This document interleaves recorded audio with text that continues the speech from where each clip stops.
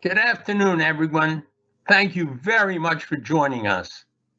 The U.S. Chamber of Commerce launched the Equality of Opportunity Initiative and is hosting this national summit, not because we believe we have all the answers, but because we know this is a conversation that requires many voices, thoughtful listening, and a drive for more action. It's long overdue. I want to thank each of you for choosing to engage in this initiative. And I want to offer a special welcome to the more than 500 state and local chambers and business associations who are partnering with us and will help carry on this important work all across the country. We fundamentally believe that all Americans should have the opportunity to earn their success, rise on their own merits, and live the American dream. But we know today that isn't the case. Too many are held back because of the color of their skin. Too many Black Americans are limited by inequities or inequalities deeply embedded in our education, healthcare, housing, and criminal justice system. Too many face insurmountable barriers to employment, to entrepreneurship, and to economic success. All of us must work together to close these opportunity gaps. It is the smart thing for our economy, our competitiveness, and our collective future. But above all, it is the right thing for a strong society that values the dignity and promise of every man, woman, and child. The U.S. Chamber has long championed policies to help people reach their potential, to lead secure and fulfilling lives, and to contribute their hard work and talent to a thriving economy. We advocate for high quality education, robust workforce development, criminal justice reform, and policies that enable and accelerate entrepreneurship. Those policies help create jobs, grow the economy, and expand opportunity. We champion diversity and inclusion across the business community because it is the right thing to do. And what our mothers and fathers taught us all along is true. Do the right things for the right reasons, and good things will happen. Businesses that are more diverse create more value, better serve their customers and employees, and stay relevant. But much more needs to be done, and together we can do more. These efforts by the Chamber and other leaders and stakeholders must be brought together as part of a larger agenda to advance equality of opportunity. Our actions must be informed by the perspectives of leaders in the public, private, nonprofit, and academic sectors. Our work must be reinforced at the local level based on the unique needs of communities all over the country. And our solutions must be driven by real data, make meaningful and measurable impact. Today, we begin that work with a greater sense of urgency and a fresh commitment to collaboration. We will hear from a number of leading voices in this dialogue who will help us understand not only the depth of this challenge, but how a united business community can be a powerful agent of change. We must embrace that role and indeed responsibility to serve our country at this critical moment in history is very important. The stakes could not be higher. For the people and the communities who have been held back by systemic inequality for a long time. For our economy, which needs the talent, the ingenuity, and the ideas of a rich and diverse workforce more than ever. And for our nation, which must reaffirm and reclaim the great American promise of opportunity for all. I want to thank each of you for your commitment to that promise and the role that you will play in making it so.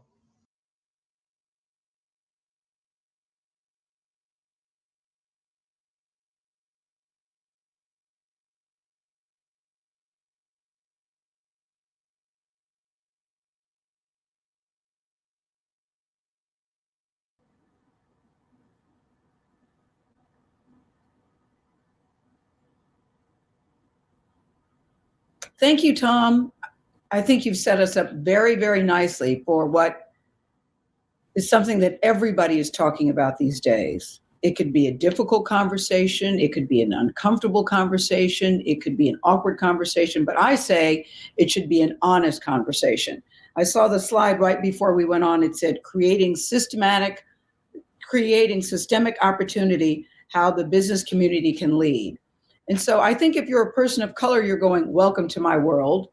If you're a white person, you're probably saying, I had no idea it was this bad. But what I like, what is happening in this country is it's something that everybody is discussing. You know, people are saying we're at a very difficult crossroads.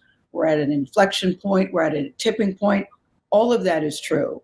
But what we all know is that everybody says we've got to do something. Things have got to change. We've got to make it better. And that's why I think this conversation is so important, because we've got two business leaders that want to engage, that want to do exactly that to make it better. Randall Stephenson, you know, is chairman and CEO of AT&T. He's been a leader on this issue for quite some time. Suzanne Clark is the president of the U.S. Chamber of Commerce. She and the Chamber have committed to using the organization's convening power and influence relationships to address the opportunity gaps in America. So we want to start the conversation today with Randall Stephenson. Hey, Randall Stephenson, it's really good to see you. Hi, Gail. Good to see you as well.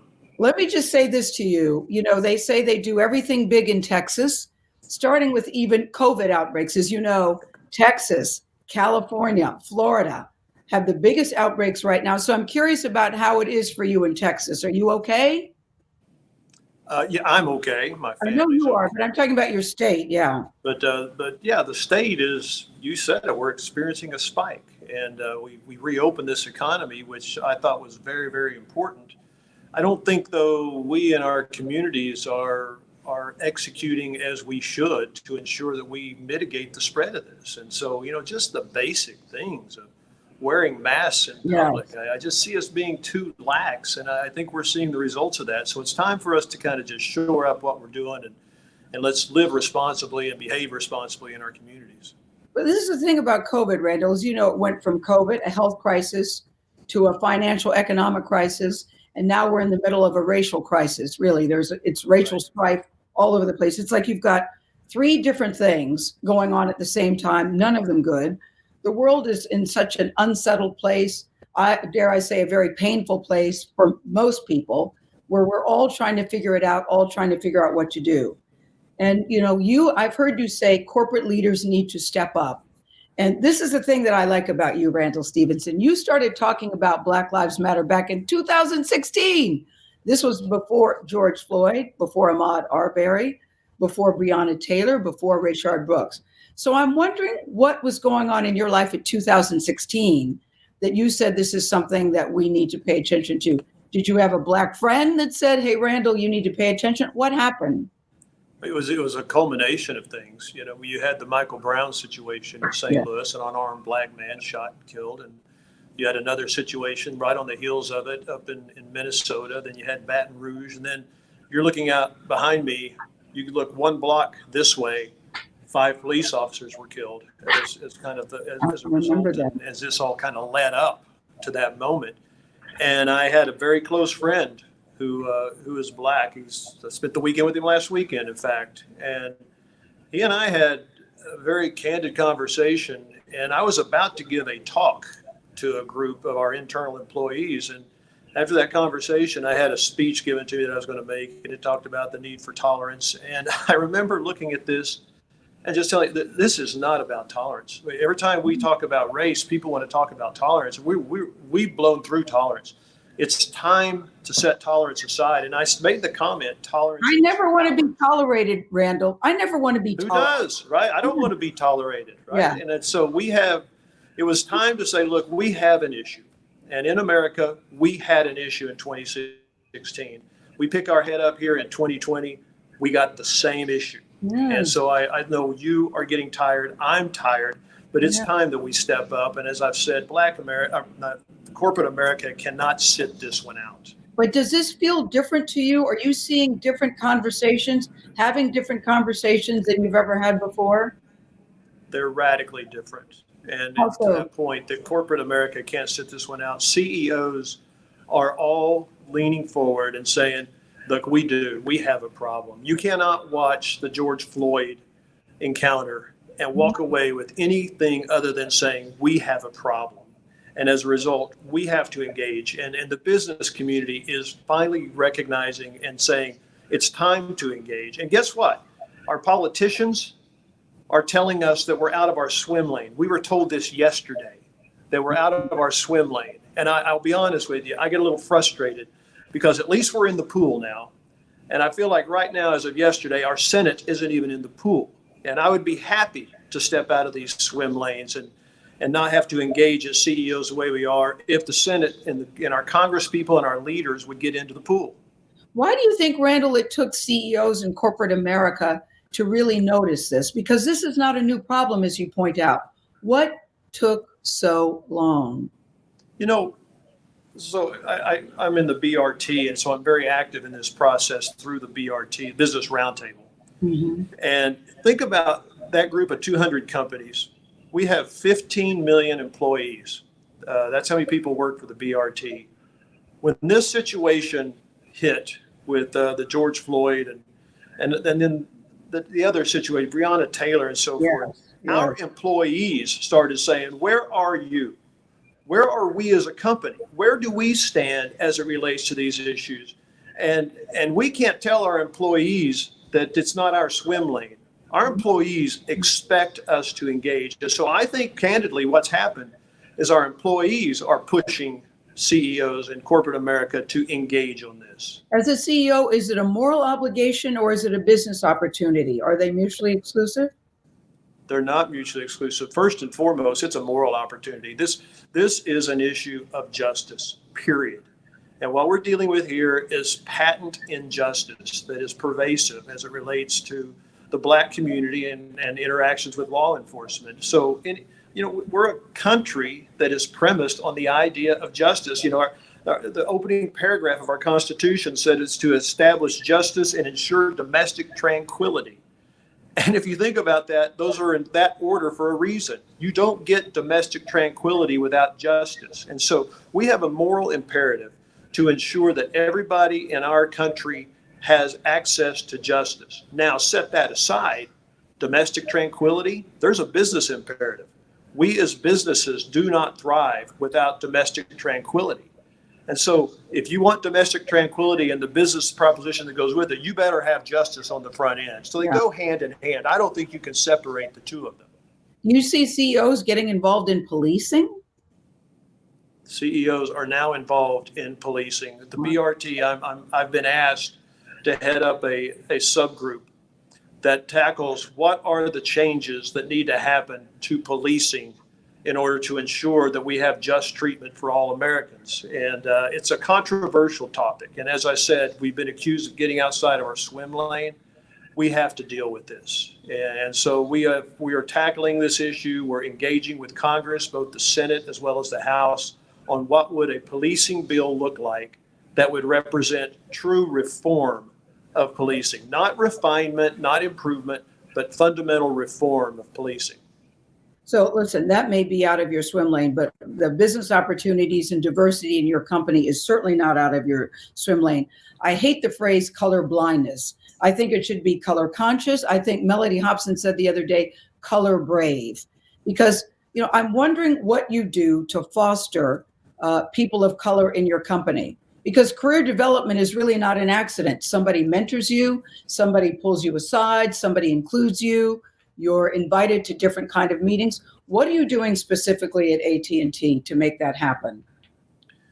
It's got to be, you just said, it's got to be a conscious effort. It's not going to happen on its own. And as much as we might like to talk about color blindness or that we don't have racial tendencies and so forth, but the reality is we tend to surround ourselves, if we're just left to our own devices, we surround ourselves by people who think like us, who act like us, and who look like us. It's natural.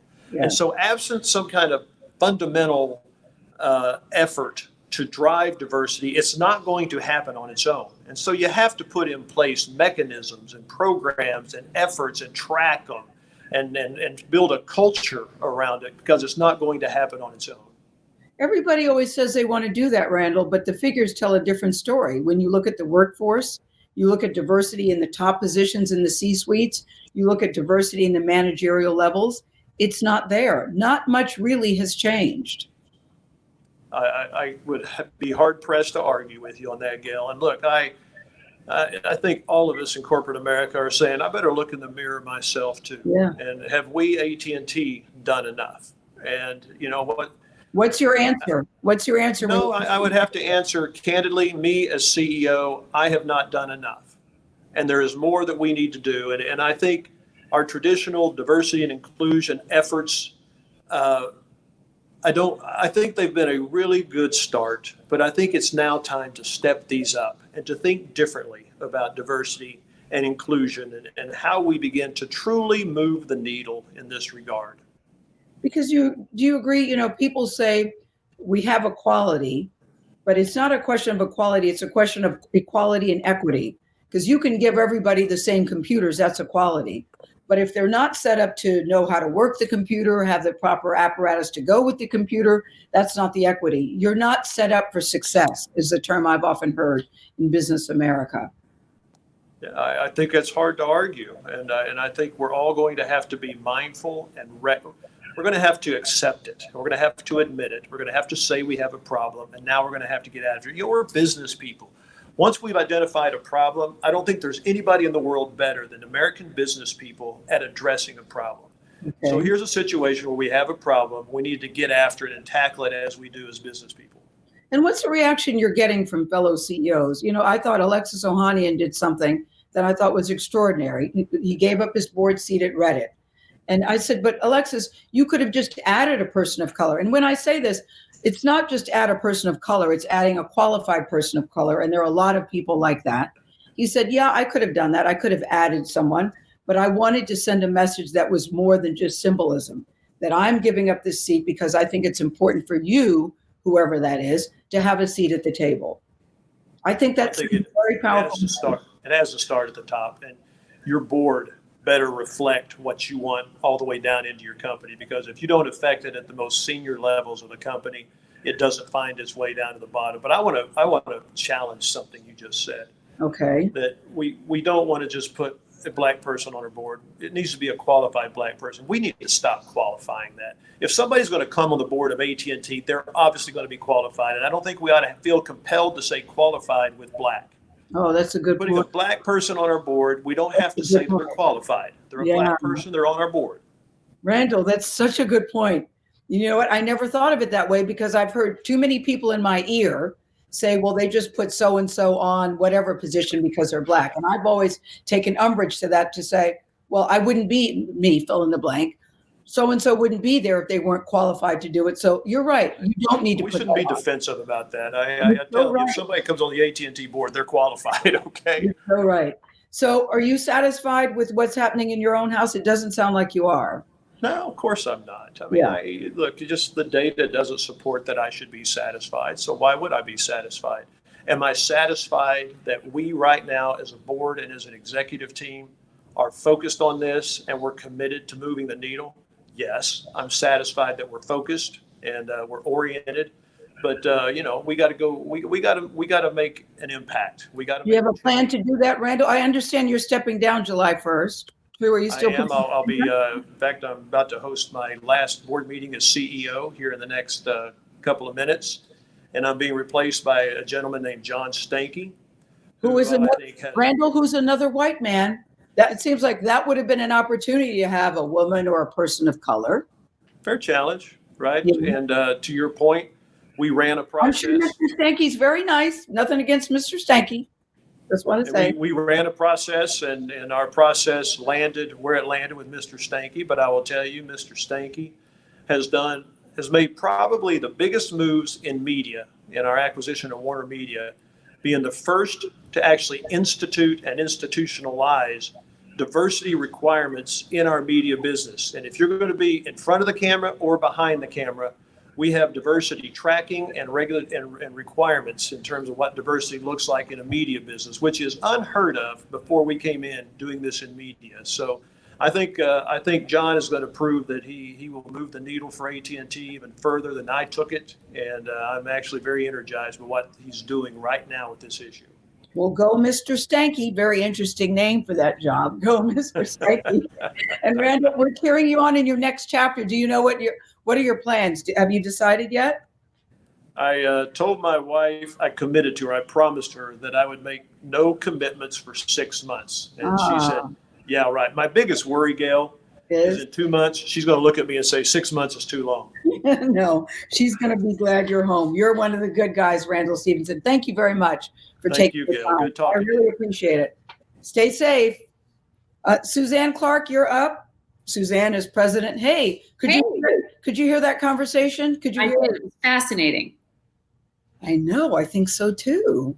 Let's see. I'm feeling very optimistic about Mr. Stanky, who already seems to be putting in some new guidelines that haven't been done before. But this is the thing about Black leadership.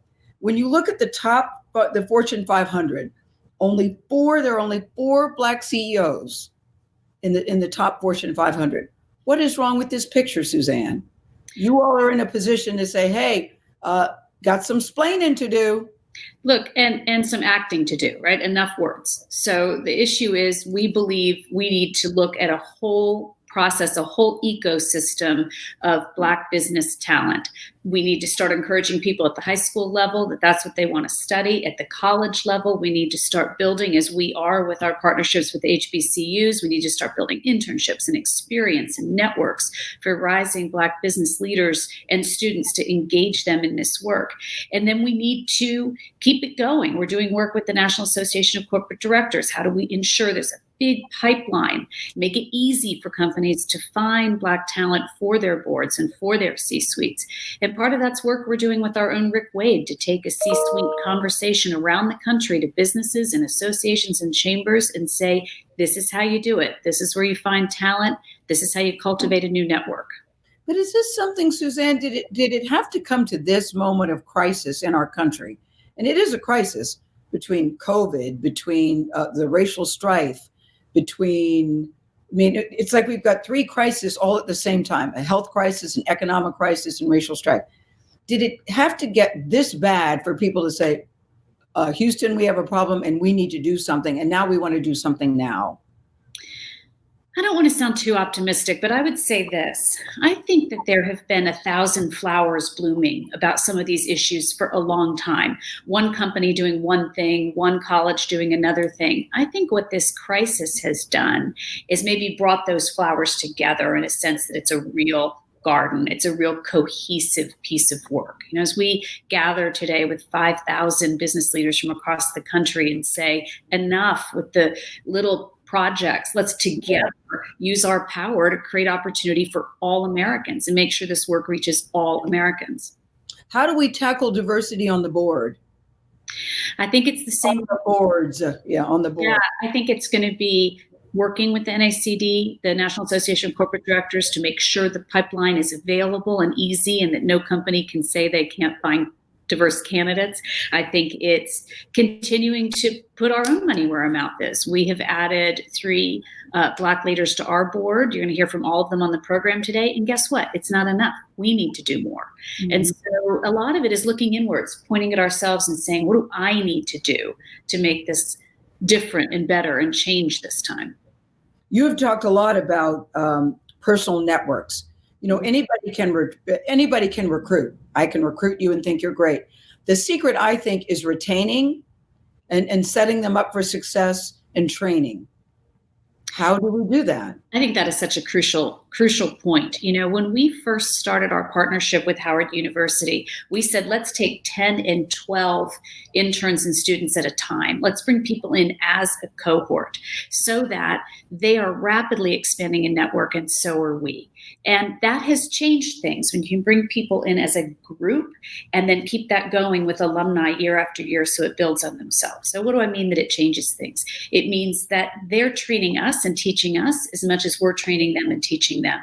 And it allows us to do things in an exponential way when we can take groups of kids from HBCUs out and introduce them to different businesses, to different careers. Some of them, Dr. Frederick from Howard was telling me it's the first time they've been on an airplane. Show them what different careers look like in different geographies.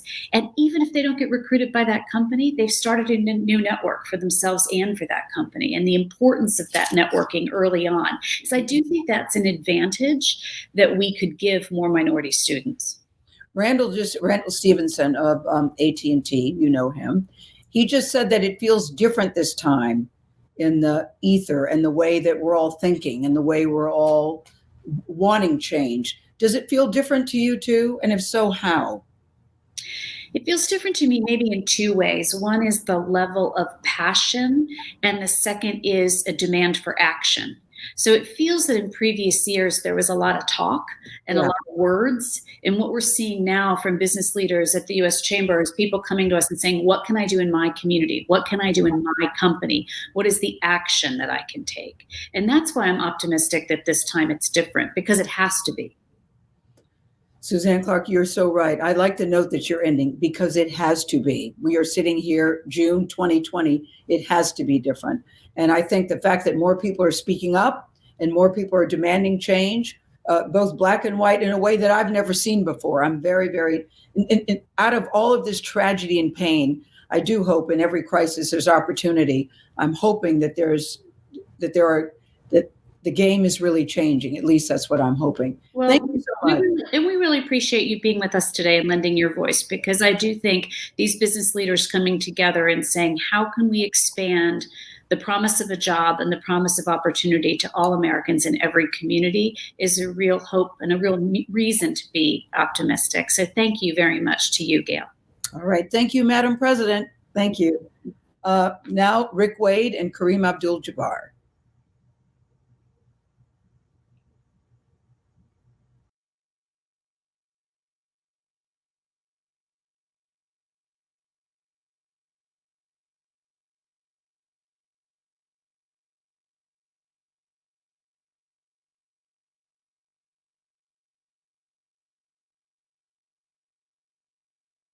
I'm Rick Wade, Vice President of Strategic Alliances and Outreach at the U.S. Chamber of Commerce. The Chamber has long been involved in promoting equality of opportunity for two good reasons. First, because of the moral case for diversity. It's simply the right thing to do. Secondly, the business economic case for diversity. A more inclusive economy will make a stronger America. I see diversity from three lenses. One, workforce talent, increasing underrepresented groups throughout the business ecosystem, and just making sure that different voices are welcome, they're heard, and they're valued.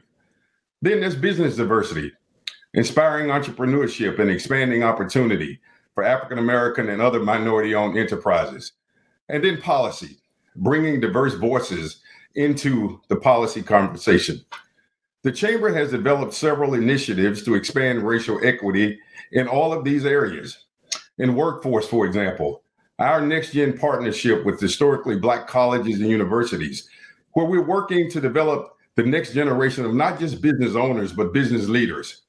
On the business front, our partnership with the Minority Business Development Agency of the United States Department of Commerce, in which we're working to strengthen minority businesses and address important issues such as access to capital. And then on policy, we're convening diverse chambers and minority business organizations to engage in very important policy dialogue, ensuring that these groups have a seat at the policy table. We've been leading in this space and have made a lot of progress, but there's still a long way to go. This moment in America of national acknowledgement and activism has presented a new opportunity. As a nation, we must address this issue with a robust plan of action. The business community and those who have a platform to lead must work together on these challenges. We're hopeful that today's summit can be a jumping off point where we can learn from each other to address the inequalities in our society that hold back individual opportunity and potential, as well as business success and economic growth. A big part of that is extending opportunities to young Black children at a young age and bridging the opportunity gap in learning. We're excited to be joined by the man, the legend, Kareem Abdul-Jabbar, to talk about his work to inspire children to pursue STEM education. For 20 years, Kareem dominated the NBA. During his career, which spanned the civil rights era, he was one of the most visible Black men in America. Those experiences have given him a unique perspective on issues of racial equality in our country and have led him to dedicate his life after basketball to helping underserved youth. For decades, Kareem was famous for his unblockable shot, the skyhook. Now he's putting his efforts into another initiative that can't be stopped, the Skyhook Foundation, which inspires children to pursue a career and education in science, technology, engineering, mathematics, STEM.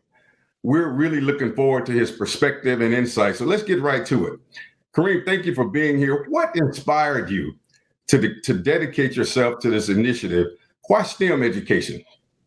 Well, STEM is really important because all of the really good jobs in the 21st century will have some connection to science, technology, engineering, and math, all of them. So if we can connect kids with that idea and tell them, listen, if you want to go through school and end up making all the money that you need to live the life that you want to live, if you're grounded in STEM subjects, you'll be able to go and find the right job to do the right things that you want to do for your life. So it's I see it as a social justice issue. Education is a social justice issue. Well, you're such a role model on this front because so many of our kids dream and aspire to be music stars or movie stars, or even sports stars. And you're inspiring them to pursue careers in STEM. And we really appreciate the model that you represent. You wrote a powerful op-ed last month where you said, and I quote, racism in America is like dust in the air. It seems invisible, even if you're choking on it, until you let the sun in. Then you see it's everywhere. As long as we keep shining that light, we have a chance of cleaning it wherever it lands. It seems like this moment in America, we've shined a light on many of the things Black people in America have been experiencing for years. And there are a lot of people like myself who believe and feel that this time is different. Do you think it will last? What's different about this time in our history? And do you think it will last? Well, I'm hoping that it will last. I see this as a moment probably when we have achieved a point where we have the political will to try to do something, to try to change it. It was just too evident to everybody how horrible it can be for Black Americans. A very trivial incident can end up with them getting killed. And that really was something that most people did not grasp. Most white Americans did not grasp that because they don't see it. It doesn't happen to them. So I think just this moment of truth and acknowledgement across the board in America that something has to be done. I think maybe we've reached a good point here where everybody understands what needs to be done, and hopefully we'll put that energy toward making those things happen. Yeah. Kareem, this summit today is bringing together business leaders all across the country and perhaps even the world who want to be a part of the solution. I'm curious, from where you sit and where you stand, what advice do you have to the business executives watching right now who want to help move our country towards real progress? Well, I think those businesses can just figure out the outreach that they want to make toward various communities and just get to know people that don't look like you. Right? That's something that I've been emphasizing this whole time, that people have been asking me these questions. So businesses that serve various communities can make connections and find out what do the people need. You have had more accolades in your lifetime than we have time to recount. Absolutely amazing. But considering all of your NBA championships, your All-Star appearances, your MVP awards, and even the Presidential Medal of Freedom, which is amazing, how do those all stack up to your pride and what you're doing to inspire so many kids? Well, those things, I'm certainly proud of what I achieved as an individual, my NBA career. But I think people are going to remember me a lot more for what I lead in this field. If I can get the help I need to carry this program to more and more kids, I'm sure that they'll appreciate that more in the long run, because it will improve lives. So all of these educational opportunities that we make it possible for kids here in my hometown or across the country, that will expand that.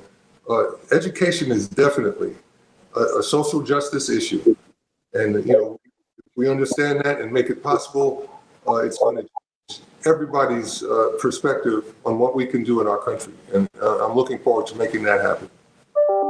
Well, listen, we stand with you in the incredibly important work that you're doing.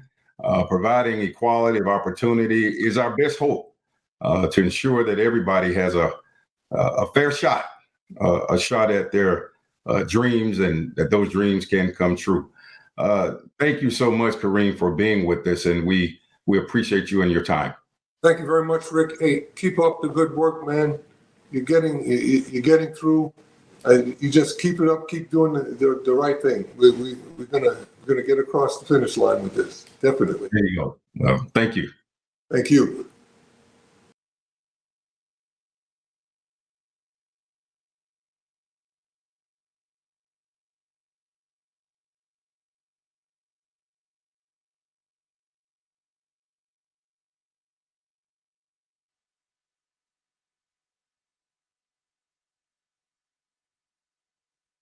So we talk about implementing real solutions to advancing equality of opportunity. I'm excited to be joined by a very special guest. Tim Ryan is U.S. Chairman and Senior Partner at PwC and founder of CEO Action for Diversity and Inclusion.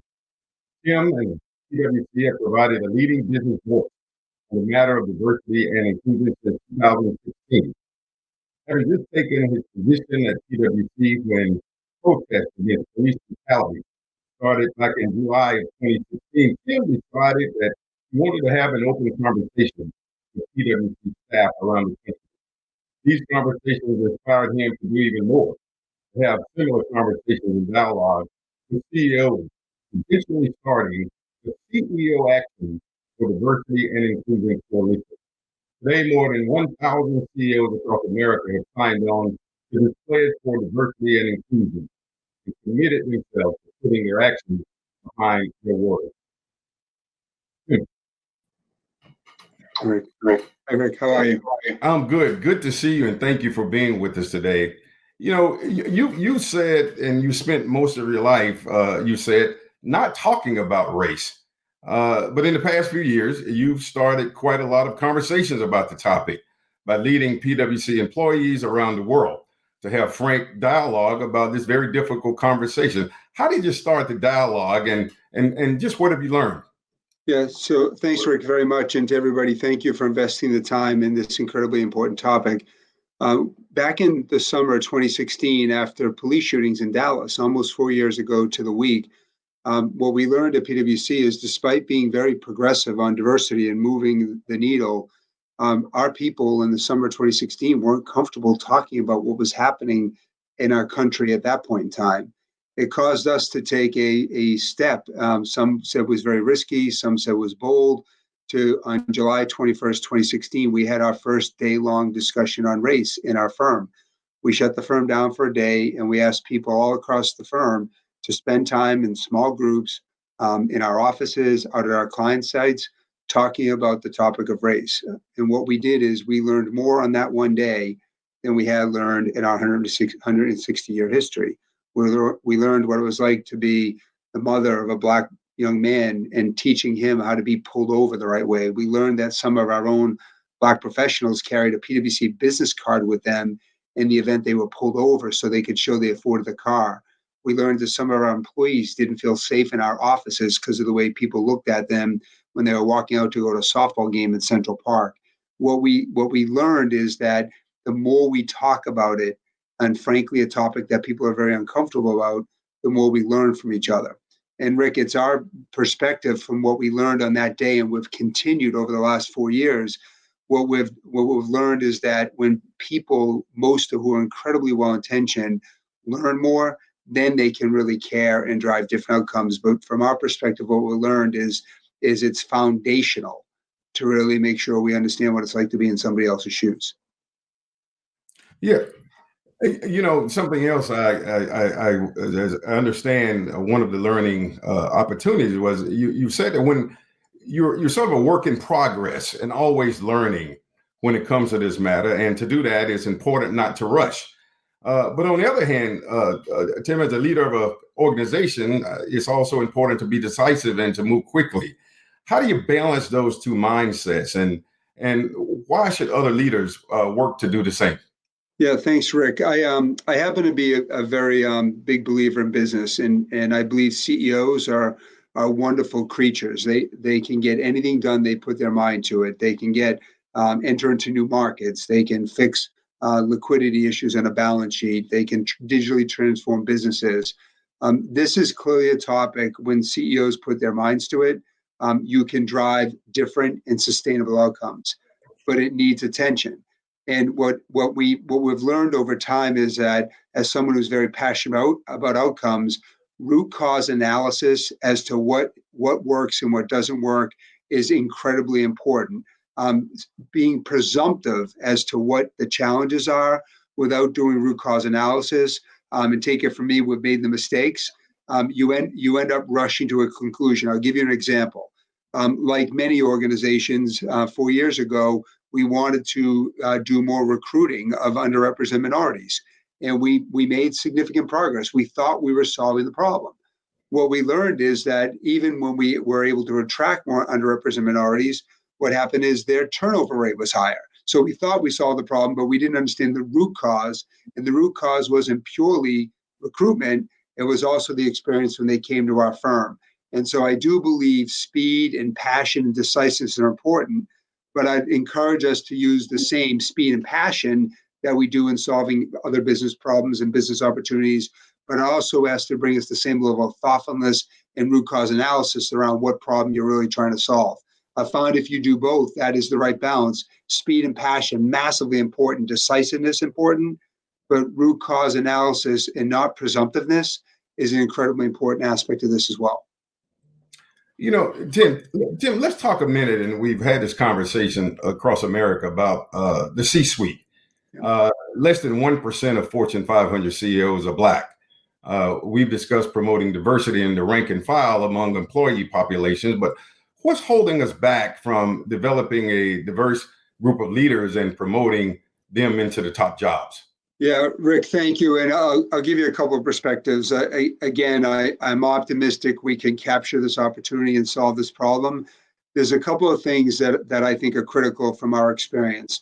Number one, I would highly recommend that every organization have a diversity and inclusion strategic plan that covers everything from recruitment to retention to advancement to representation to pay gap and every other element. And I'd recommend that plan get reviewed at the executive level in the board on an annual basis. What we know is that when you put sunshine on it, you put discipline and management attention, you can drive different outcomes. And I think that's critical to getting a sustainable solution. And as basic as that is, if you're not doing it, I guarantee you when you get under the covers on each and any one of those ideas or those areas, you'll come up with areas for improvement. We know we've seen that. The second thing that I would suggest is that something, because I know many of us are predisposed to action right now, understand the talent you have within your organization. Understand who might be 10 years away, 5 years away, and put in an effort at the executive management level to sponsor those individuals, give them different experiences, give them opportunities to show what they have, and take advantage of what you have within your four walls as well. Your people will appreciate it, and those opportunities will help the development as well. So, Rick, the numbers, unfortunately, are what they are. I do believe if we put deliberateness around a D&I strategic plan, and we take stock of what we have within our own organizations right now, we have a massive opportunity.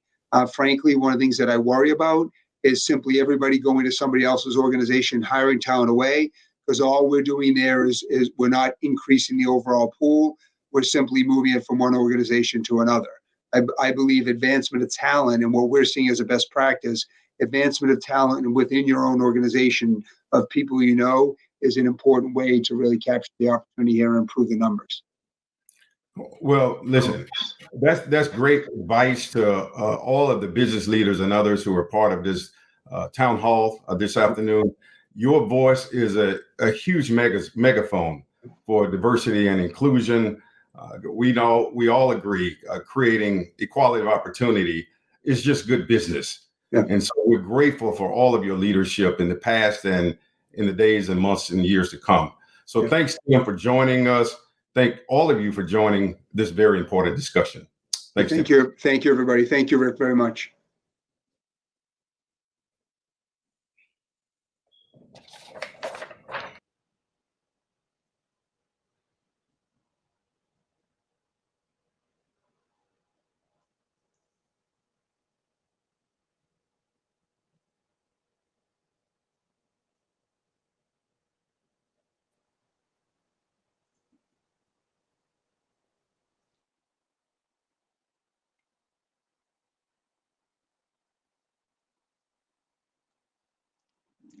Good afternoon. I'm Neela Richardson, Principal and Investment Strategist at Edward Jones. And let me tell you, I'm excited to lead today this discussion about overcoming gaps in opportunity in employment and entrepreneurship.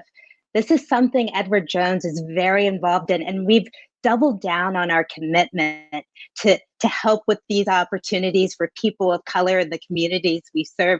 We've doubled down by engaging in honest dialogue like the ones we're having today and using that dialogue as a tool for change. We focused on equitable hiring, training, and promotion, conducting pay analysis to make sure that there's equitable pay in our decision-making, and continuing racial equity training and anti-racist personnel procedures. That's so important. And also, finally, by supporting organizations like the National Urban League that are committed to equality of opportunity. Clearly, there is a lot for the business community to do on this issue. A recent Harris poll found that the majority of Americans say companies should provide a public statement on racial inequality. And nearly 90% believe that this pandemic has exposed underlying problems that big business needs to reset their priorities to address. One of these problems is clearly inequality and unemployment. Over the last 2 months, we've seen the unemployment rate nationally skyrocket from a 50-year low of 3% to over 13%. And the effect on the Black unemployment rate has been even more dire. While other groups saw a decline in their joblessness in May, the African American unemployment rate actually rose and is now 16.8% compared to the white unemployment rate of 12.4%. But we all know who studied this issue that this is not new. In fact, if you look back historically, over the last 50 years and even beyond, the Black unemployment rate has been double the white unemployment rate. And inequities in payment have been noticeable at every decimal of income level, and gaps in unemployment at every part of the educational level. So when I think about this education question and what corporate America can do, I'd like to think of a ladder with 5 rungs. That first ladder is so important. It's hiring and employment. And we're seeing that play out right now in real time. Those early career opportunities are often laden with biases and lack of opportunity for young African Americans. But secondly, that rung goes from early career opportunities to pay equity. Currently, Black families make 59 cents typically for every dollar that a white family makes. And that is only accelerated, that disparity for college educated households compared to their white counterparts. Moreover, we've actually taken a step back in terms of the disparity in pay. Those measures were better in the year 2000 than they are today. And then there's the rung of mid-level career and advancement. It's not just about hiring, it's about promotion through all levels of the organization, including and extending to the lack of representation in senior and executive management, and ending with that final rung on the ladder, profitable business ownership and C-suite roles with power and control. You know, over the last years here, we've seen generations and generations be locked out of opportunity and this wealth creation mechanism, ending with the fact that the average African American family has 1/10 the net worth as the average white family.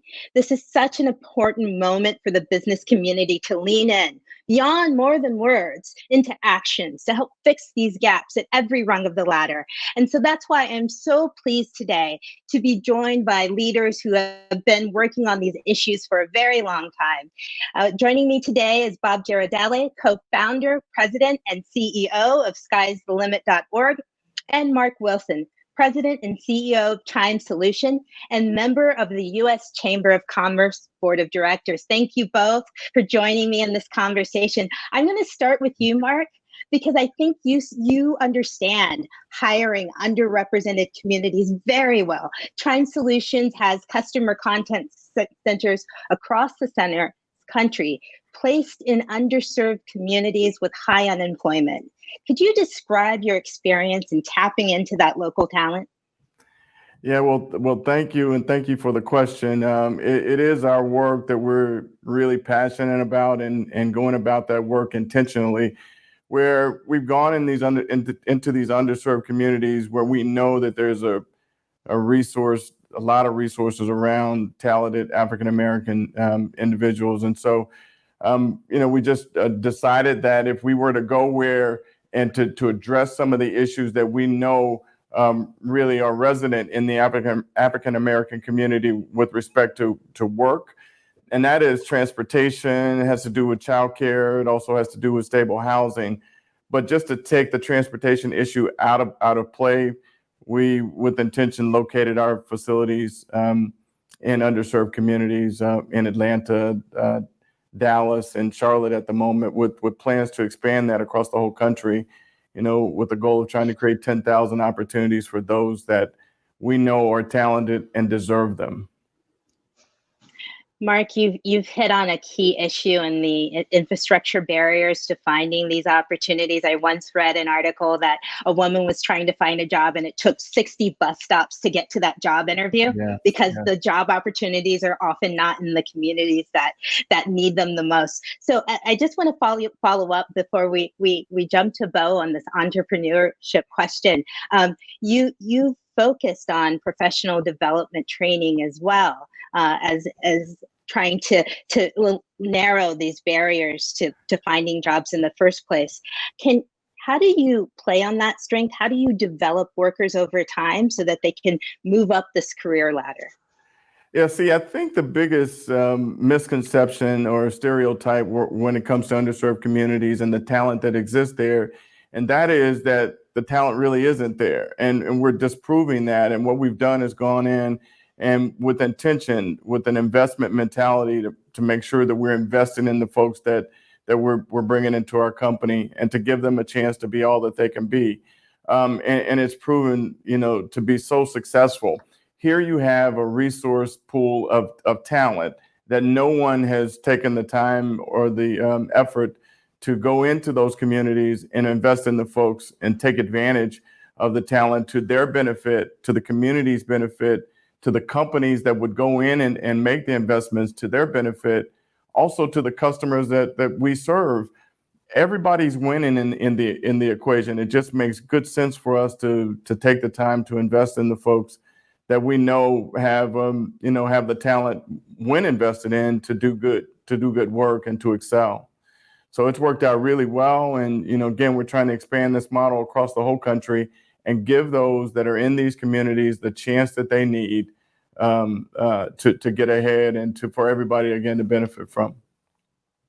That's fantastic. And I want to transition a little bit, because I think that sets up a really great question to Bo, you've dedicated your career to helping low-income young adults find business opportunities and become entrepreneurs. And we see the Black wealth gap.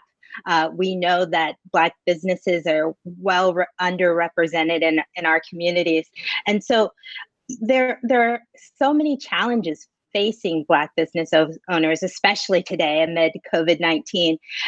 But one of those challenges that has been persistent is the lack of financial resources, the lack of capital, and even predatory lending if that capital can be attained. Can you talk about your experience in dealing with this barrier and how you've helped young people find the capital they needed to open their own businesses? Yeah, thanks, Neela. It's a huge barrier, right? Most privileged entrepreneurs get their start with money from their friends and family, and that money usually has very few strings attached. And so we created a fund at skysthelimit.org called the Friends and Family Fund, in recognition that many of the entrepreneurs we serve can't find $2,500 in personal savings or from friends and family. And in building this tech nonprofit, one of the great pleasures that I've had is working directly with young entrepreneurs. We serve over 150 young entrepreneurs over the past 8 years that I've worked with personally. And it's a constant source of inspiration and motivation for me and the team. So we've had over 25,000 young entrepreneurs sign up, and over 90% of them in their 20s, 70% female, and 58% Black. And we focus on developing the social capital and human capital of underrepresented young entrepreneurs as a way to access the capital that is out there. The amount of capital we need to raise to fix this issue is enormous. And the existing systems that are out there aren't working clearly. So what we've really focused on is matching entrepreneurs with one-on-one support from volunteer business advisors and mentors through our platform. And two of the top challenges that young entrepreneurs face are really a lack of role models and a lack of know-how. And a third is obviously this lack of capital. And we wouldn't need to exist at all, right, if there wasn't this long history of systemic injustices across our society limiting opportunity.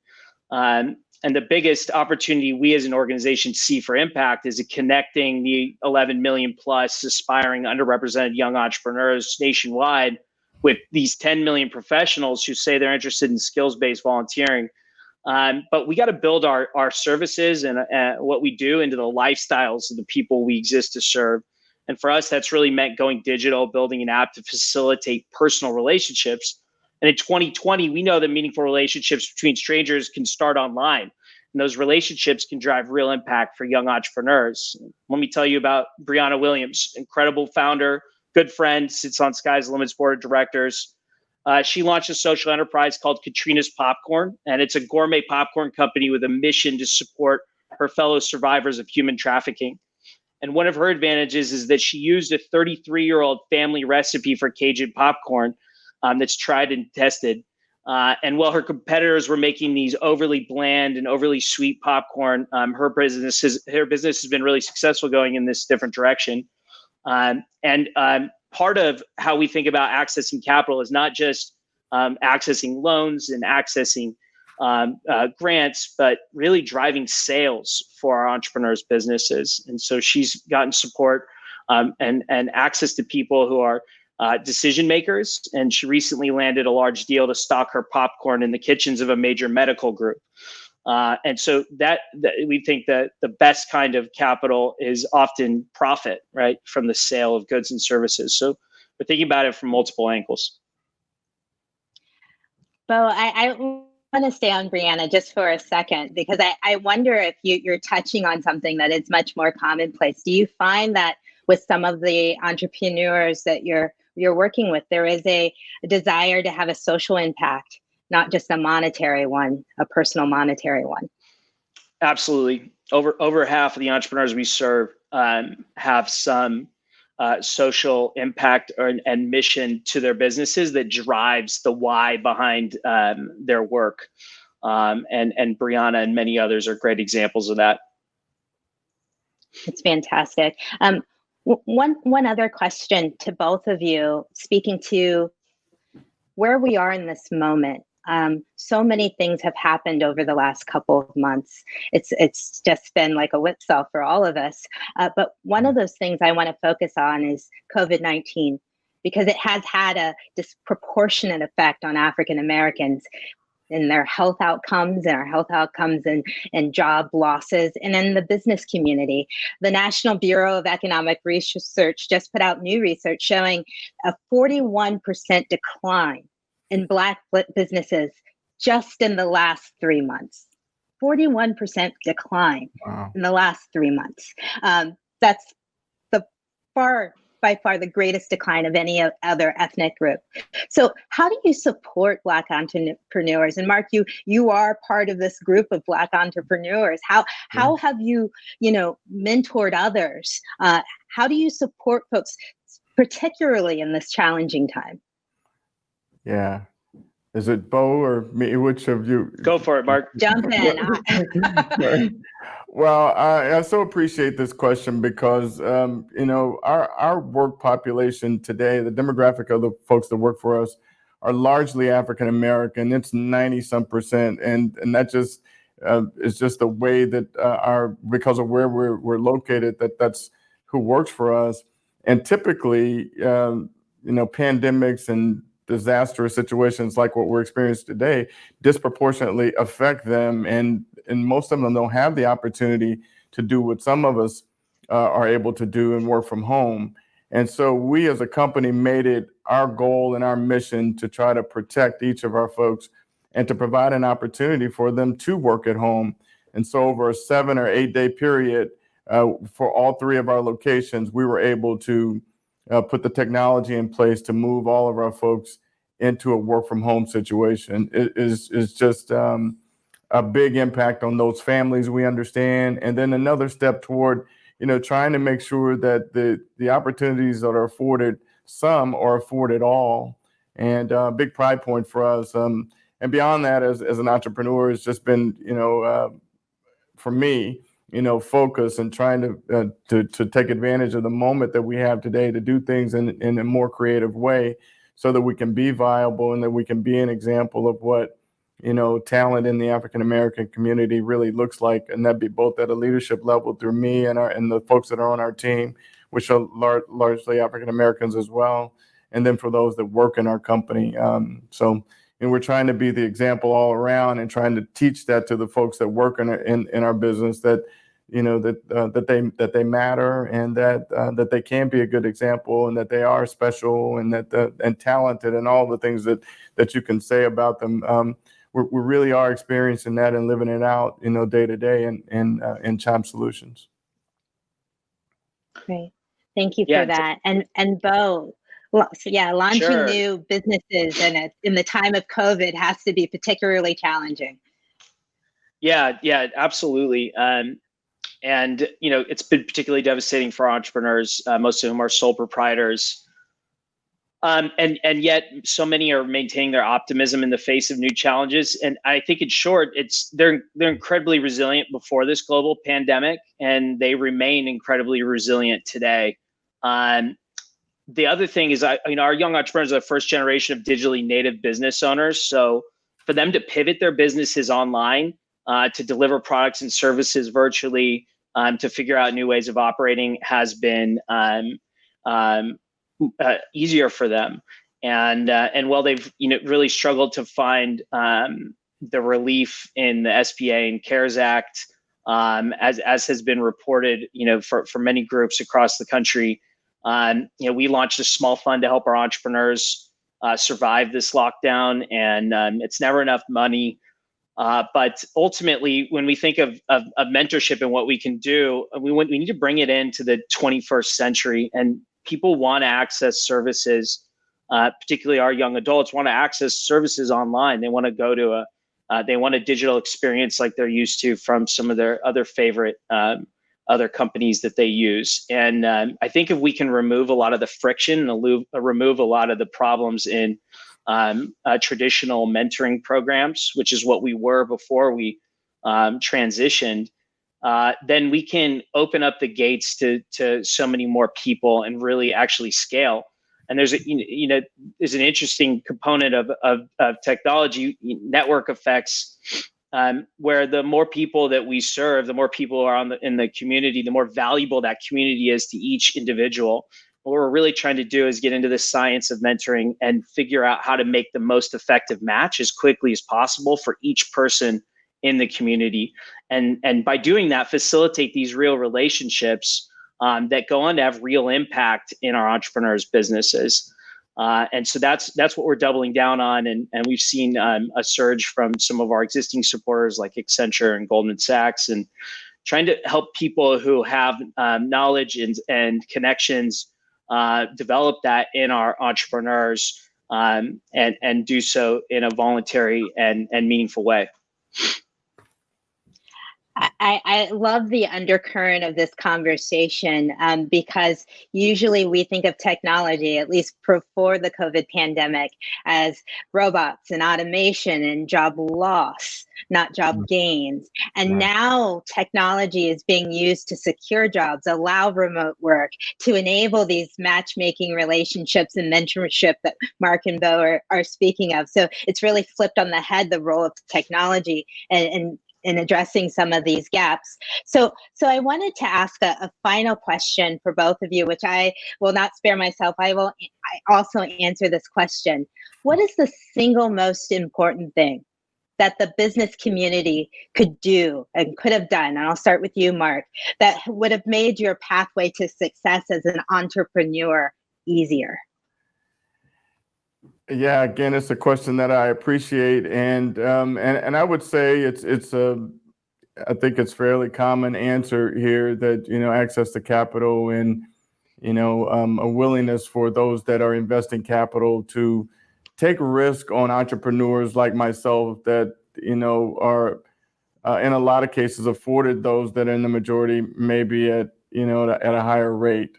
A lot of our businesses, just because of where they get started and the nature of the businesses that they have, require that there's a venture sort of mindset toward, investing in these businesses. And I don't know that necessarily exists to the level that it should or could, where minority entrepreneurs are concerned. And so if someone would have been willing to take a chance on our company earlier, the impact that we could likely have had with creation of jobs for those in underserved communities and actually, impacting communities in general, because the fact that it is that our company is doing business there. I just think we could have made a bigger impact than what we already have. Things are moving along pretty nicely now. And I think it's a challenge. What I really would like to do is to have the corporate community really understand that businesses like ours are worthy of the investment and the people that by extension get invested in. And so I would answer it that way. It's just, more of a venture mindset toward entrepreneurs and the ideas and the concepts that they have business wise, I think will move us forward in a faster way in this moment, if that were to happen. That sounds great. And Bo, bringing you into this conversation, if you could snap your fingers and create an app that would make the business community do one thing that would help your young people, what would that thing be? We're trying to do it right now. I mean, it's take action, build a meaningful relationship. There's so much talent in America, and figure out a way to find someone to transfer what you've learned, and do so by building a relationship, a real relationship with somebody else, comes from a different background than you, and in the end, really listen deeply, and find a way to be helpful, or find somebody else who may be helpful, and let's rally behind the individual dreams and aspirations of young entrepreneurs across the country. Sounds great. And since I said that I wouldn't leave myself out of this question, I'll also answer it as well. I'm going to go back to that ladder, and I'm also going to go back to some comments made by Tim Ryan just a few minutes ago. So often we focus on the entry and the exit. We want to get people employed and hired, and we want to get them into the C-suite. And there's not enough attention to what happens from the time the door opens to the time the door closes on the C-suite. And a lot happens in the business community. Often African Americans are stuck in jobs that they're overqualified for. They are not exposed always to the career ladder and the tools of success and those mentoring relationships that both of you acknowledge are so critical to this juncture in moving up the career ladder. So if I could do something, I'm an economist, so I would create an economic model to hopefully lead to change. But if I could do something, I would go back to addressing the rungs of those ladders from the entry point to the C-suite, because in the middle is talent that is waiting to be developed and to be enhanced and to be promoted to positions. And the reason why I'm talking about this is because if you look at the disparities in wealth, African Americans are 13% of the population, 5% of the wealth in the United States. Those disparities in wealth at the household level are actually bigger for college educated folks than it is for people with high school education or less. That disparity is $300,000 for a Black household that is college educated compared to a white household that is college educated. So again, there is room to work even for those of us who are fortunate enough to have educational opportunities, and there's room for advancement. And so I just want to I'll circle back to everything that we've learned in this conversation about the importance of removing barriers to employment that are not just educational, not just hiring, but also things like transportation, like childcare, making sure that people have access to opportunities in their communities and they don't have to travel far distances just to get to a job interview. And also making sure that the business community really leans in and develops those relationships from the entry point through the middle all the way to the exit point. So I think you've both given us, Mark and Bo, some food for thought. I really appreciate your insights, and I thank you for joining me today. Yes. Thank you, Neela. Thank you so much. I really enjoyed being here and being able to talk about the things we've talked about today. Perfect. Thank you. Thanks.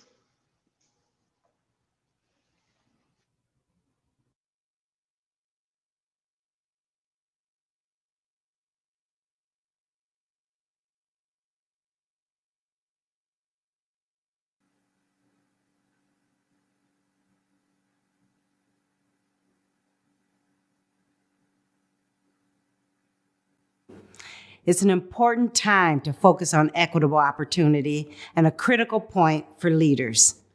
As all of us know, across the nation and the world, people are coming face to face with the consequences of inequity.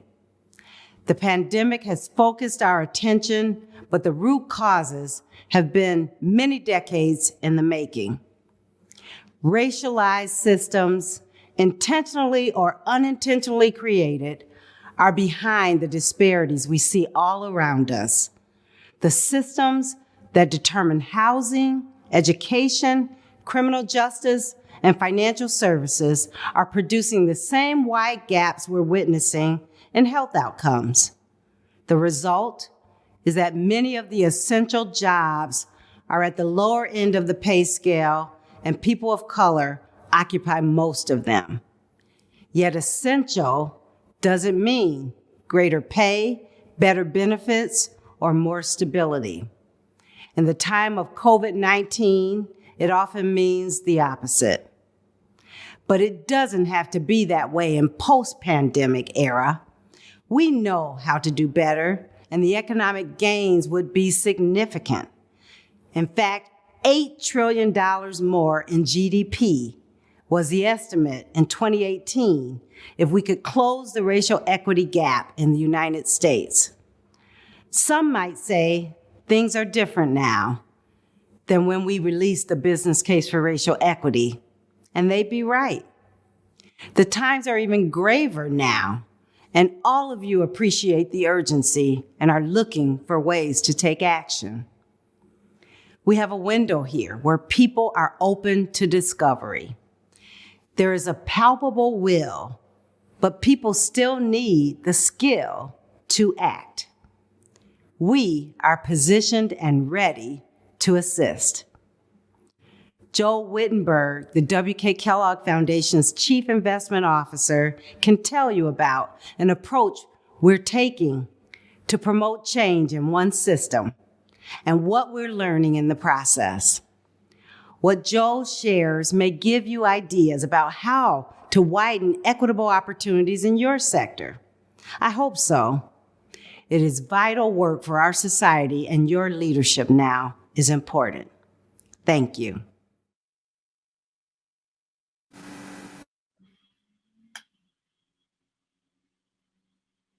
Thank you, Lejeune Montgomery Tabron.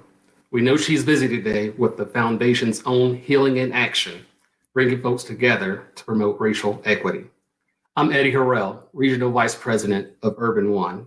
I'm pleased to be joined today by the Kellogg Foundation's Vice President and Chief Investment Officer, Joel Wittenberg, to talk about the Foundation's business case for racial equity, the organization's racial equity journey, and what folks here can do individually and with their businesses regarding racial equity. So Joel, Lejeune mentioned the business case for racial equity, that we're leaving an estimated $8 trillion in GDP on the table by 2050 by not addressing these inequities. Tell us more about that. Sure. Thanks very much, Eddie. And it's great to be here with you. And we really applaud the Chamber for hosting this important conversation. Yes, so we believe that equity is worth $8 trillion in increased GDP by 2050. Racism is systemic. It seeps all of our structures, our institutions, and even often our relationships. And the price that we pay to uphold the racist systems that we have is very, very steep. If you think about it, it spans healthcare, education, criminal justice, and housing. Our business case for racial equity document, which is on our website, shows the potential economic benefits of taking actions that will address the racial equity gap. And it accounts for things like consumer spending, tax revenues that would be increasing, and then decreasing in social services spending, healthcare, things like that, just to name a few. You could see how it could all add up to $8 trillion by 2050. So what does that mean for the business community? It's really important, we believe, especially for businesses, to understand that advancing racial equity is a strategy for economic growth. In addition to being a matter of social justice, this is a business-friendly thing. By 2050, again, more than half the U.S. workers will be people of color.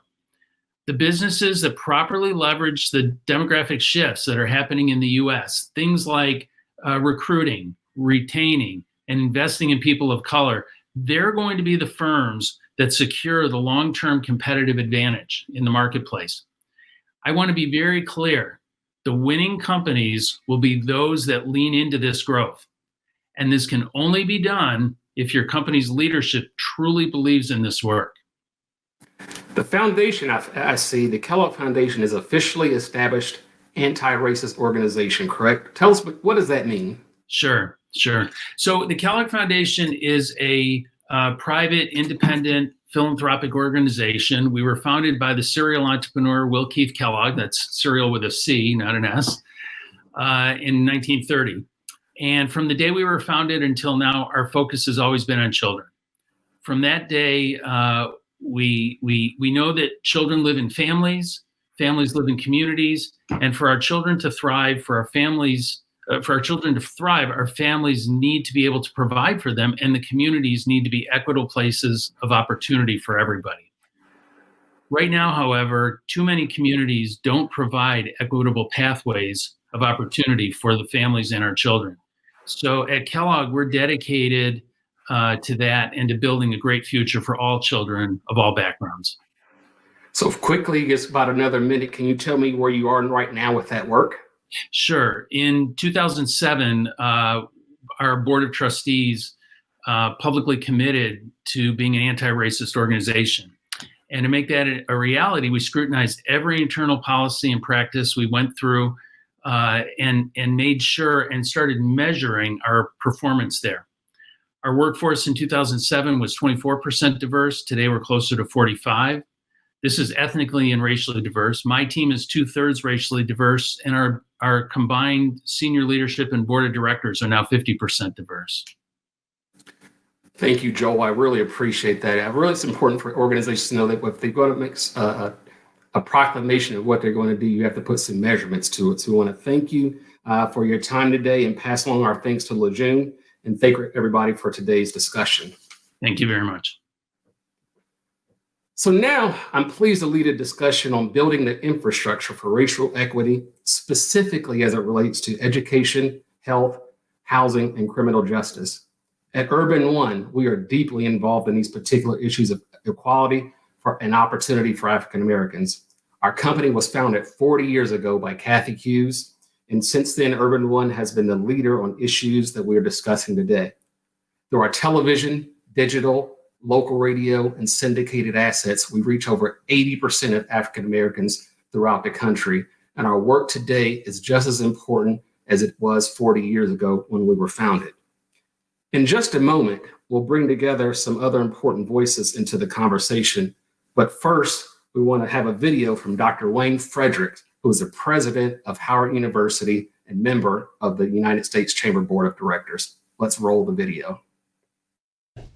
I'm Wayne Frederick, the 17th president of Howard University and a member of the U.S. Chamber's Board of Directors.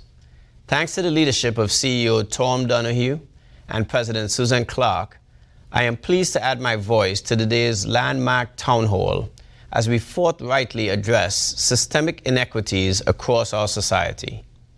It is heartening to see more than 400 state and local chambers of commerce and associations responding to the call in confronting the underlying challenges that have too often prevented Black Americans from equal access to opportunity that would make the American dream a lived reality. As a practicing physician working in our nation's capital, I regularly witness the disproportionately negative impacts of health inequities. The novel coronavirus has magnified long-standing disparities in terms of underlying conditions that portend fatal outcomes such as hypertension, heart disease, and diabetes. This invisible enemy has left very real damage in its wake in terms of lives lost here in the district and across our nation. In many ways, Howard University has stood in the gap and worked to mitigate the unlevel playing field that generations of Black Americans have inherited. Since 1867, we have carried an outsized burden for the nation, creating opportunity for generations of Black entrepreneurs and more dentists, doctors, lawyers, STEM PhDs, and many other professions than any other institution in the United States. But no single institution alone can fully remedy the inequality of opportunity. Today's town hall and the widespread participation represented by all of you is nothing short of inspiring. It represents a clear-eyed assessment of the barriers that have created and perpetuated disparities in so many sectors of American life, with a robust effort to confront and overcome them. All of us gathered here today demonstrate that change is possible to chart a course that is bold and realistic, grounded in data and the realities we face, to open doors of opportunity to access the greatest strength of our nation, the American enterprise system. If we are successful in truly creating equal opportunity that results in meaningful work and pathways for entrepreneurship, it will have a revolutionary impact on almost every other sphere of life: financial security for individuals, families, and communities, better health outcomes, and a stronger America that fully manifests the promise of liberty and justice for all. Thank you for your participation in this important conversation, and I appreciate the Chamber's leadership in boldly meeting the demand for real change and equal access to opportunity during this critical moment in the life of our nation.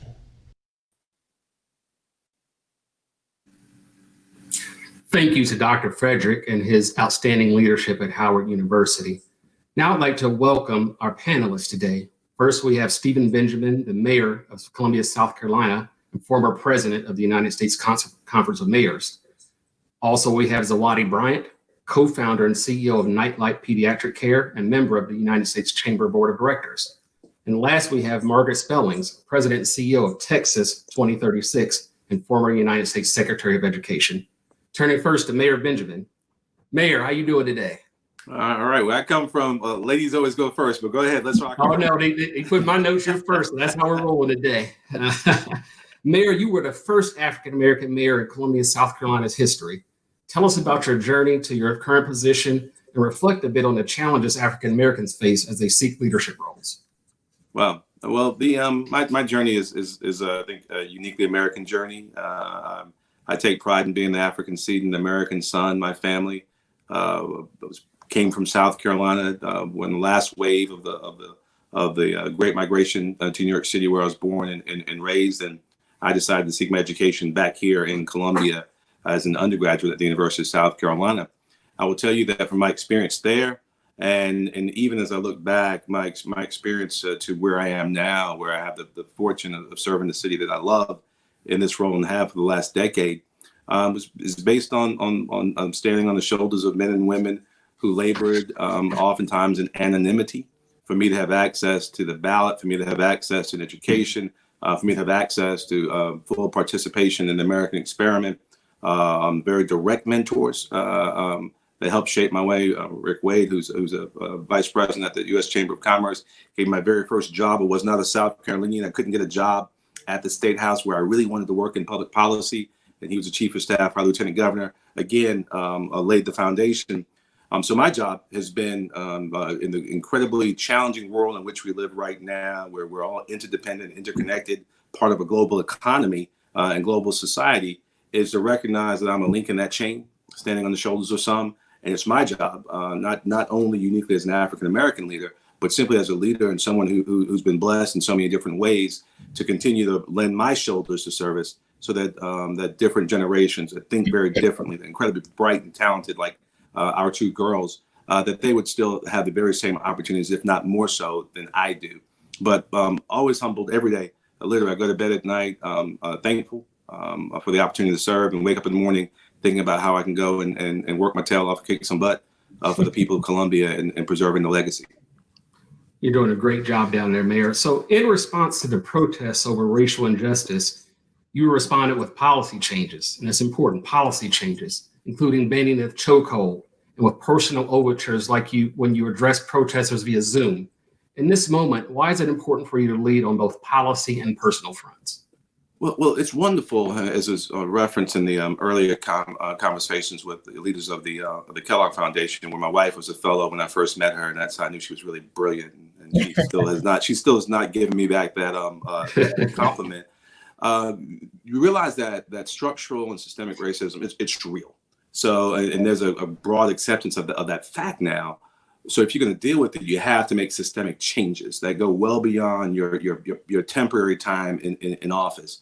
So we've been aggressively over the last several years, since we worked closely with President Obama and Attorney General Holder on 21st century policing, to put these rules in place so that people can see immediate action, and you can begin to change the culture of the institution that you're leading. That's what we've done here in the city of Columbia, and we've been way ahead of the pack. We're one of the three law enforcement agencies, our police department, that President Obama referenced in his last speech to the mayors before he left office. And I say that with this one caveat: we changed policies, we changed the rules, but the reality is that we are in a very different time right now, where we can not only reinvent policing or the structures we're talking about, we really have to reimagine them. we have to think very differently and more broadly and aggressively about ways in which we can provide for safer communities. And I've invested heavily in law enforcement here in the city. I was a cabinet secretary for our former governor, ran the second largest law enforcement agency in the state. I know what good law enforcement looks like. But law enforcement is not meant to be the answer to all the ailments facing our community. And we've kind of relied on cops to do much more than they should be doing. Every issue that might be a quality of life issue doesn't require a well-trained stranger with a gun to show up to solve the problem. And I think that's part of why we've gotten where we've gotten to. But it does require policy changes that then lend themselves to structural and systemic changes. I want to get a couple more questions with you, Mayor. So why is it important to build a diverse and inclusive law enforcement system? And what are the current barriers to advancement for underrepresented groups in law enforcement? But you know, in your amazing organization that you're a part of, and I know that my fellow panelists know that it's amazing. You get some different eyes with different experiences and different stories around the table. You look at the same exact thing. I know that two people equally yoked, well-meaning, can look at the very same issue and see it very differently. If in fact you have the diversity around the table, it gives you a much more healthy organization, a private organization, philanthropic organization, or even the police department. So we've endeavored to aggressively make sure we have a department that looks like our city. We've had some fantastic partners. 2 years ago, 68% of all of our new hires were African American, Latino, women, or Asian. We've been going hard in that direction, and it's paying off in big results. So you're a government leader, but many aspects of the conversation when we talk about business is about public-private partnerships. What are some of the things a business leader can do today to make it easier for us to achieve our goals? I would aggressively encourage all of us to consider P3. So I throw a P4 in there. I put philanthropy in there as well. But public-private partnerships are so important, particularly, and we've seen this really in the wake of COVID-19, the way in which we've seen intersectoral relationships really grow and blossom and people thinking very creatively. But of course, COVID-19 has led to the economic crisis we're in right now. Over the next year, state and local governments will see about a $1 trillion shortfall.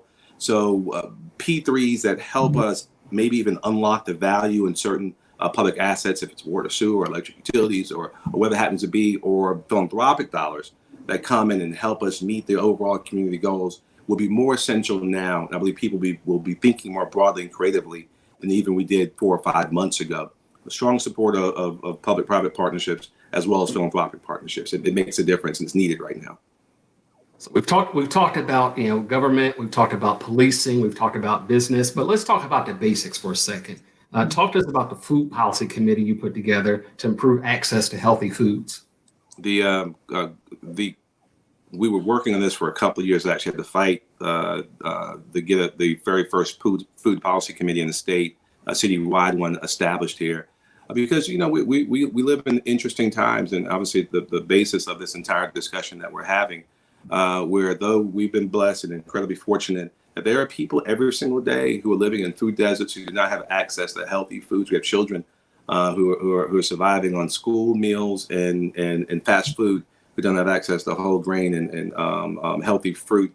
And when we determined that it would be a significant statement of our values, of who we are as a community, as we continue to guide our community. My citizens are tired of me hearing me say that our North Star, our one true north, is the preservation of human life, making sure that we make sure that everyone sees this city as a platform for human potential. That if we can't make sure our people are fed in the wealthiest and most powerful nation in the history of the world, we have deeper problems. So we continue to focus on that work, addressing food deserts, using technology and great partnerships with even ride-sharing companies. So you might not get a big box grocery store built up, but you can leverage TNCs to make sure that people can get access to grocery stores. So it's been a wonderful place to crowdsource creative ideas from very thoughtful people. And we're very happy with the progress of our Food Policy Committee. Mayor, I want to thank you for your time today. That was a great discussion regarding policing, what government public partner partnerships can do, what you're doing for the basics for our community. So we again thank you. It makes a great transition to our next panelist, Zawadi Bryant, who, as CEO of Nightlight, you provide after-hours urgent medical care for children from different backgrounds across the Houston area. What do you see as barriers to quality healthcare when it comes to race? What do you think might help remove those barriers? Right. So, from a health standpoint, I think access to care as well as costs have always been the barriers. And for us, the way we tackled that is, for any parent that has children, children get sick after hours. They don't get sick from 9 to 5. And so what we saw was an abundance of children in the emergency room for common illnesses such as, fever, cough, flu, things that children deal with all the time. And so what we wanted to do was provide easy access for parents to bring their children to pediatric services instead of going to the emergency room and waiting for hours and spending a large amount of money. And so to us, access of care is important, especially for working parents that work during the day and can't wait for the next day to take their child to a doctor. And also costs. From the beginning, we have accepted Medicaid and CHIP. Initially, urgent care was considered a convenience or a service available just for the affluent, but we did not believe that. And so we worked very hard with Medicaid and CHIP payers to make it affordable and accessible to everyone to have access to care after hours. And so addressing the access to care, making sure our locations are places where people can reach them. As the mayor mentioned, transportation is often a barrier. So we want to be everywhere so that parents can reach us easily. And then also when they get to the clinics, we want to welcome them and let them know that we want to treat them like anyone else and provide the quality services. And so just because you're on Medicaid and CHIP does not mean that you deserve subpar services. And that's the things that we have to tackle: access to care and cost. So your clinic has expanded their quality pediatric care to underserved areas in Houston. Before you began your business, what did the healthcare options look like? Well, really primarily the emergency room. And we're still dealing with education right now with our populations, letting them know that they have other options besides the emergency room. Across the country, when you go to the emergency room, a lot of times the emergency room is treated as a one-stop shop for chronic conditions, for acute urgent care, and for emergencies. And the emergency room should be reserved for emergencies only. And so those are the things that we're doing in the community. We go to Head Start programs, daycares, schools, health fairs, community centers, and we educate the community and let them know, after hours, weekends, evenings, holidays, we're open. You don't have to go to the emergency room. You have options. And so that's a big piece of what we believe in, educating the community. Like the mayor said, again, a lot of it is just reaching out and letting people know that the services we provide are available to them. So let's talk a little bit about access to capital as an entrepreneur. So our company was started 40 years ago, as I said before, and Kathy Hughes, she could tell the story much better than I can, had a lot of doors slammed in her face when she was trying to get the capital to start the radio station. So you experienced some racism yourself, particularly when you're trying to get startup capital. Can you describe the challenge you faced and offer thoughts on institutional changes that need to be made to give entrepreneurs of color the tools they need to succeed? Yeah, I love Kathy's story. And that's one example. She tells her story so eloquently, and I listened to her at a conference, and I looked at her story, listened to it, and it gave me great inspiration. And so as far as access to capital, I think the biggest issue there is relationships, a lack of relationships. The capital is there, but the door's not being opened. And so, a lot of times you go to these workshops and like, we have all this money that, we can't find people to give it to. And we raise our hands and say, I'll take it. And so a lot of times either the financial literacy and education is not there for us to really understand how our finances need to look. And we can look at a very recent example with the PPP process. And many people of color, entrepreneurs of color, they were shut out of that whole process because there was a lack of financial literacy and relationships. I was talking to several of my white colleagues, and they knew presidents of banks. And, it was a simple phone call. And it's like, I need a PPP loan. And, they received their financing within a week.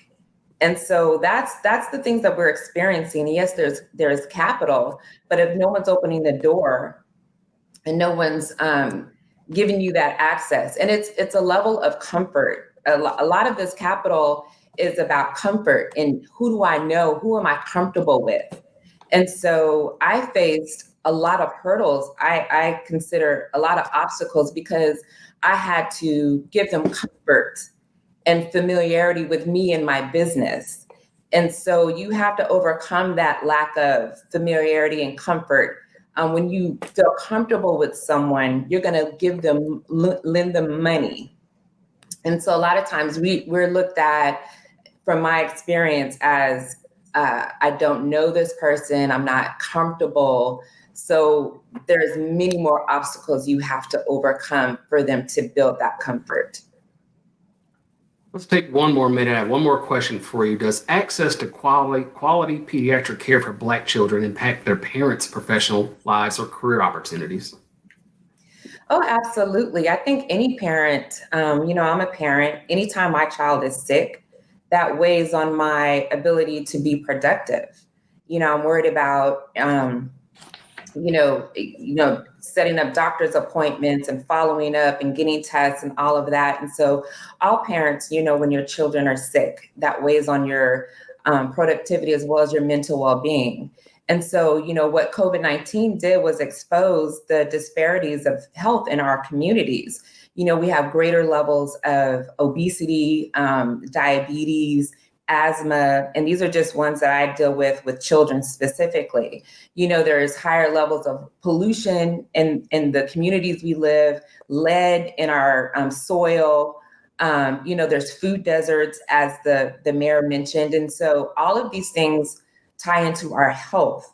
And so as a community, if we're dealing with chronic issues, the parents are dealing with that in addition to working, in addition to putting food on the table, in addition to getting the kids to school and going over homework. So parents, all parents are dealing with these stressors, but you add on to that the disparities that we deal with in our communities as far as health, that just compounds the things that we have to deal with. And so that's why access to care and minimizing the barriers as far as costs, so that all children have quality health care, is paramount for us to access. As one of the prior panelists mentioned, that $1 trillion of productivity that needs to be harnessed. We need to make sure our kids are healthy, that our families are healthy. Thank you, Zawadi, and thank you for the incredible work you're doing in the Houston area. Let's turn to education now. We have Secretary Spellings. You have dedicated much of your career to broadening and improving access to quality education. What are the biggest barriers to access to quality education, particularly for African Americans? Well, thank you for the opportunity to be with these distinguished panelists, and I'm really thrilled that the Chamber of Commerce is fostering this kind of dialogue. It's about expectations, and really our public schools should be and are. We've certainly seen with COVID places where families get food, they're safe for their children, mental health support, special education, on and on. And so what I have seen in my career is that we have a lot of rationing of quality. If we look at our best public schools compared to those that are in disadvantaged communities, you'll often see, far fewer advanced placement courses or less robust technological platforms. You'll see teachers who are less skilled or very inexperienced working in some of those most challenging environments. So we, keep our disadvantaged learners from being successful by rationing quality and rationing resources in ways that disadvantages them really very early on. So your former boss, President George W. Bush, famously used to praise the soft bigotry of low expectations. Talk about what he meant by that, and the role of the federal government and organizations like the Chamber in addressing that. Yeah, and I think, and this is where accountability comes in. We have to hold ourselves accountable for the achievement of every single child, and we need to care enough to find out how every student is doing. And so when you look at the way often our local governments or school districts manipulate systems where they urge students not to show up on the test day, or they shuttle often our young African American boys into special education programs because they have a very easily corrected reading deficiency that can be addressed and remediated. And so this idea that some students can't learn to high levels with the proper instruction, the proper resourcing, is just something that we really worked hard to debunk at the federal level, and joined with people like Ted Kennedy to confront this soft bigotry of low expectations. And that is that it's okay for half of our young people not to be high school completers, or not to read on grade level. I used to say in my secretarial days, if half the school lunches that were served in our schools were tainted, people would be on fire. Half the kids not being able to read, nobody seems to care too much, except in moments like this. And so I, like the mayor, hope that this will be a catalytic opportunity for us to really hold ourselves accountable for the achievement of every single child. So as Secretary of Education, you led the implementation of No Child Left Behind during the 2000s. Since that time, you've dedicated much of your career to higher education. You focus on students from elementary school all the way to their postgrad programs. At what point in the educational journey does the opportunity gap for Black Americans begin, and what can we do to close that gap? Well, it starts early, clearly. If you can't read and cipher at a grade level, early in your schooling, you end up being held back or underserved throughout your schooling. And then, of course, you're not college ready. And that certainly happens. But I also think, and where I really saw this in my experience as a university president, that often students, even students who are on grade level and performing well, don't see themselves as college goers, or they see affordability as a barrier that it often is not with Pell support or community college access or whatnot. And again, it's back to this low expectations. Until every single citizen in this country sees their neighbor of every color, every locality as a successful, productive, educated, healthy citizen, then really we will not have met our full potential, and we have not really made true the American dream for every single person. So it starts with the expectation that every kid of every color is a college goer, a college completer, a business owner, and the like. So Secretary Spelling, so we've been talking about this for generations now. And so why is this so hard of an issue to get right, especially in a country with so many top tier universities? How can we break these barriers to quality education once and for all? Well, as I like to say, we need to put our money where our mouths are, and really resource the greatest needs in more vigorous ways. I mean, often we do just the opposite. If you're a PhD teacher and with lots of experience, you're teaching at cream puff pie with lots of advanced placement, with technology everywhere. And if you're a brand new teacher or a teacher who's struggling, you are in our most disadvantaged communities, in places where we are under-resourced. And so we need to flip that equation. We need to pay our best people to be in the most challenging environments and hold them accountable for making progress with students.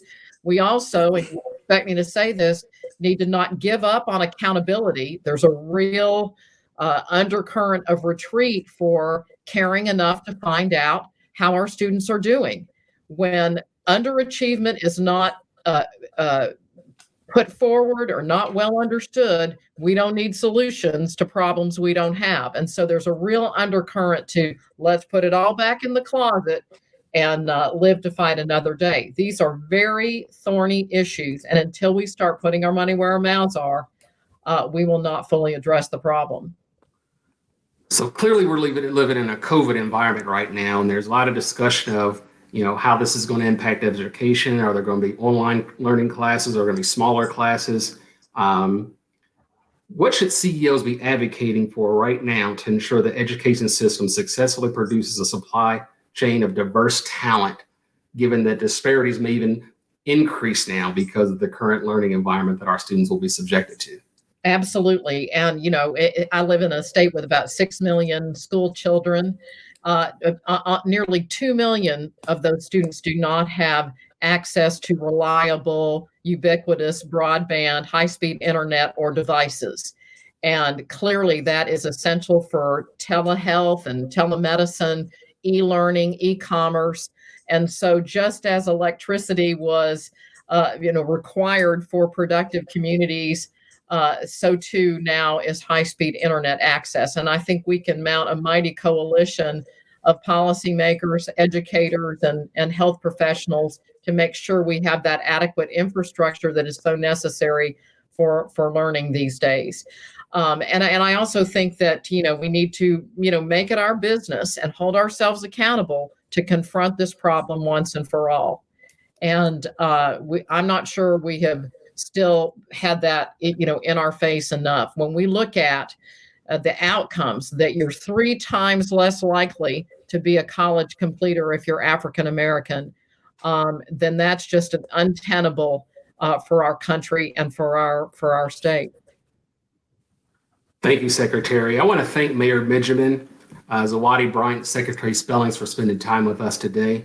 We've talked about a lot in this short amount of time. We've talked about government leadership. We've talked about policing and communities. We've talked about public-private partnerships. We've talked about access to quality health care. We've talked about access to capital for minority entrepreneurs. We've talked about the broad scope of education and what that means to our communities.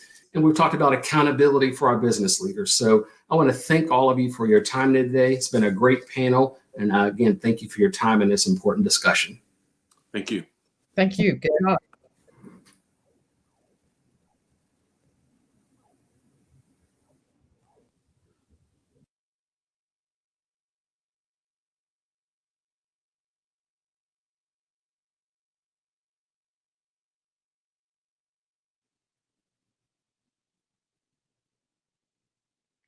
Hello again, everyone, and thank you so much for spending your afternoon with us. Before we close, I want to take a quick minute to thank the more than 500 state and local chambers and national business associations who partnered with us on this event. They not only partnered today, but they have committed to carry on this important work as we move forward.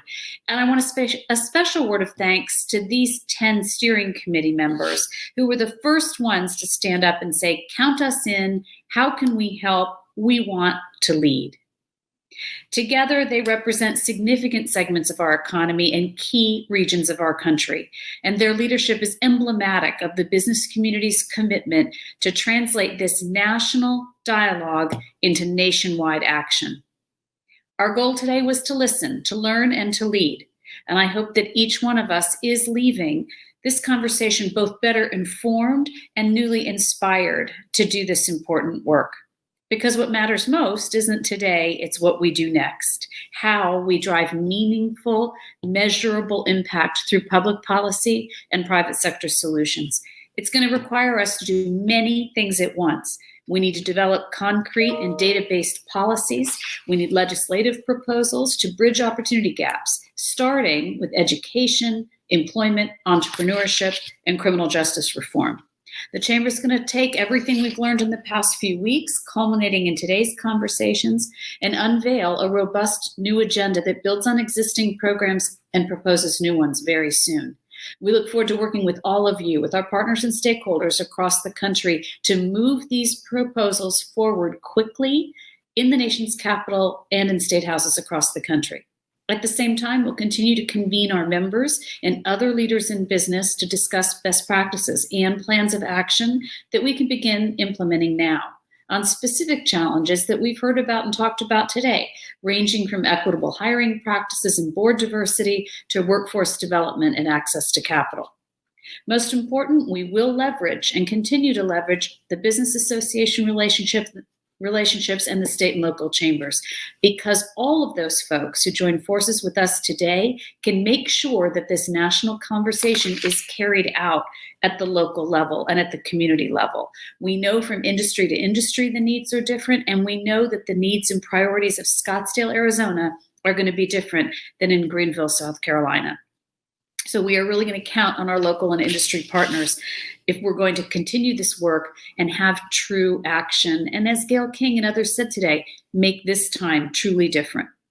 When we work on these things, we want to stay focused on results, on real outcomes. And we know that's something the business community is good at. We know how to use data as intelligence to drive real results. By starting our work with a focus on the data, like the report we released yesterday, we can take an honest look at the opportunity gaps and target our efforts accordingly. There's no question that this is a daunting challenge, but it is one that is truly worthy of our time, our attention, our resources, and our great effort. And every one of us has a role to play. Whether you're in the C-suite or on the shop floor, together we have to channel our energy, unite our efforts to spur action in our communities, in our businesses, and in our places of work. So today, whether you were inspired by the work of leaders like Randall Stevenson or Tim Cook or Kareem Abdul-Jabbar, or any of the other remarkable panelists and our board members who participated, or whether you're outraged by the statistics we were posting throughout that really show the structural disadvantage that is holding back Black children, workers, business owners, and communities from truly reaching their potential, you know that it's time to act and have an impact. Together, we can work to harness this passion, this energy from this moment, and create a powerful movement. We can build momentum for real change. At the U.S. Chamber of Commerce, we wake up every day knowing that opportunity is the key to a better life. We have a North Star and a shared purpose around what a job means to a family and to a community. We know that business is a force for good, and we can and must be a champion for all. Thank you for joining us. Thank you for caring about this. And now let's get to work.